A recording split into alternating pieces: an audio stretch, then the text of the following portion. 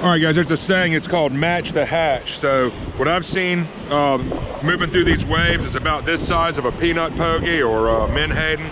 This one's a little dirty, it's been in the box, a little bent up. This is what I caught a big Spanish on a few weeks ago. You can see that right there. This thing has caught a lot of fish.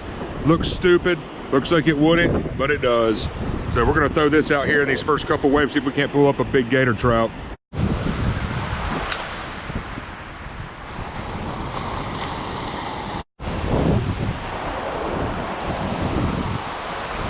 There are mullet spraying right here from something.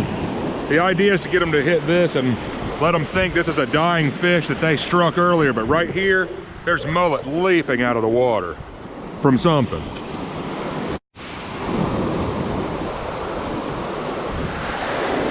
Had a nice strike a second ago. I don't know what that was, he hit it on the fall. While you're fishing, you can also look through areas like this right here to try to find shark's teeth. Now, it looked like I had found one a second ago. I gotta find it again. All right, yeah, I think that's it right there. Now that doesn't look like much, right? But anytime you have a little bit of black, a little bit of enamel in the sand like that, hey, you wanna dig it up, take a look. There you go. There's a shark's tooth right there. Not huge, but definitely a decent example of one. Fish aren't biting at the moment, so we might have to take some time and maybe look for these guys for a little while. Also, my rod got a little messed up. Eyelet broke off, second one from the top, so that's real good. Anyway, found this little consolation prize here, shark's tooth, so maybe we can find a few more of these. As you saw before, I broke an eyelet off of my rod. This is day 2. I'm back in my hometown in Carolina Beach here. I'm gonna head towards Curry Beach and Fort Fisher and try to fish some holes. Let's move down to our next spot. I always keep my eyes down looking for shark's teeth and stuff while I'm fishing, especially in these types of shell beds. And look what we found here. A whole sand dollar. I found one earlier this summer as well. This one's a little smaller than the other one that I found earlier this summer. Generally speaking, the white ones are the ones that are dead that you want to keep. You don't want to kill a living creature. However, this one appears to be dead. It is still bleaching out. It is still, you know, it's not moving. You can see the little arms in there. You just always want to make sure if you do collect these that they are completely dead. You do not want to kill a living thing. But yeah, I'm gonna take this one with me as part of my collection. I've confirmed he's dead. Again, nothing's moving. They would have little attached legs on the bottom here too. This one's just not as old as some of the other ones that you might find. Hopefully you get a good shot of that. It's cloudy right now, but yeah, we're gonna put him up here. We'll take him with us, but yeah, he's definitely dead. And I'll add him to my collection of fossils and shark's teeth, things like that.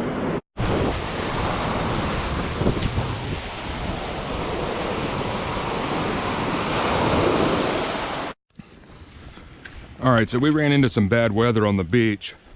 I'm kind of spoiled because I've got access to other places right here around where I live. It's awesome. Right over here, we're protected by the wind a little bit. So we're gonna throw a popping cork today. I'll talk a little bit more about that in a few minutes here, but essentially, we are going to try to call fish up with the noise of this popping cork.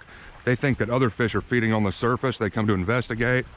And then they hit your lure that you have tied on beneath it.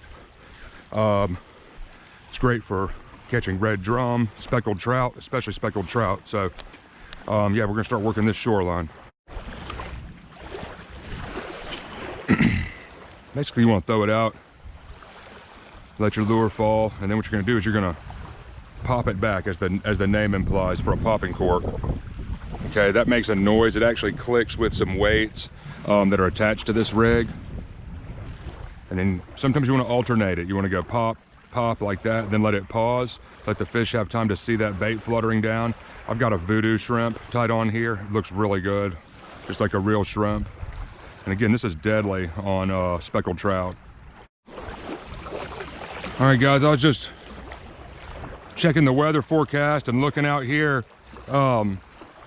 There's a dolphin right out there. He was chasing something right out there by that marker. You know, some people say it's not good to fish around where the dolphins are, but I disagree, especially when it starts to become fall and winter. But he was chasing something over here. They're usually feeding on redfish or speckled trout. But he's up pretty shallow trying to get on the fish. But I thought that was interesting. Yeah, there they are right there. There's a couple of them out there moving through. All right, so I'm back to throwing this Paul Brown soft on. This ledge here just seems, this drop off just seems too good to not work thoroughly with another bait before I move on to a different spot. So I'm gonna throw this, a little more of a suspending bait, got a little bit more flash to it. So we'll see if we can pull something up using this. So we got something on the, finally on the Paul Brown. I think it's a trout the way he hit, I'm not sure yet. Find out in a second. Wish I was recording when he struck, he hit it pretty good. What do we got there? Yeah, good trout.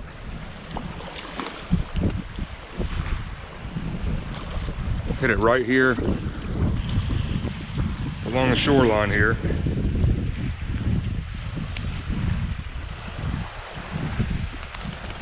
Probably about a 20-inch fish, if I had to guess. I just stopped recording to save my battery life when he struck. And again, the Paul Brown soft tine strikes again.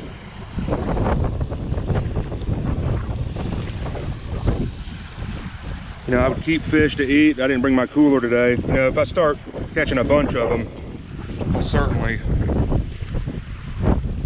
keep a few for the dinner table. But yeah, that's a pretty fish, pretty trout right there. I'd say probably, well, 18, 19 inches. Usually where there's one, there's gonna be more. Let's let him go. And there he goes. All right, finally on the board. There's a lot of bait crossing through right here. And I switched up my retrieve to twitch, pause. I think I was working the bait a little too fast before. And he definitely hit it on the pause that time. I was twitching it 3 times and really trying to keep it off the bottom before. And I think that might have been a mistake. The bait falls a little bit slower than I actually anticipated with this wind. I just had one pull the popping cork down. I switched it over. I missed him though. But with this popping cork, I can actually get the bait down a little quicker in all this wind. Yeah, I just had one yank it under though. He hit it hard. All right guys, switched up our spots. We got some cleaner water over here. Still the same general area, but that wind is ripping. Right here, at least it's a little calmer. So we'll see if we can pull another one up over here. Just got us a little lizard fish. Didn't really think he was worth recording, but you know, here he is anyway. Little guy, hit it right here at the bank. We're gonna go back to a popping cork here in a little bit since the tide's higher now. But and if they don't start striking this, maybe try to call them up a little bit with all that noise that the popping cork makes.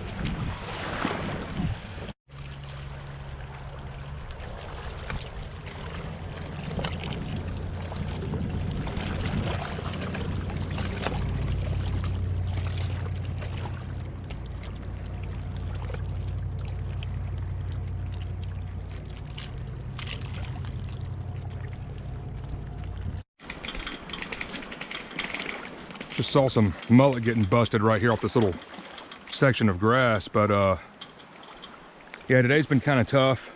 You know, the wind has been roaring hardcore. Did get that one trout so far. Would like to get one more before we call it a day here, but yeah, a little bit of footage here for, you know, a little surf fishing, a little inshore fishing. The trout bite is going to be getting much better as the water cools. Stormy conditions lately have kind of messed up the water, although this is blue right here where the tide's coming in and meeting the Cape Fear River. But yeah, I'm hoping to get more content to you guys after a little bit of a break here, back in the salt fishing. Please like and subscribe if you're into my content. I really appreciate you guys viewing. Salute to our military.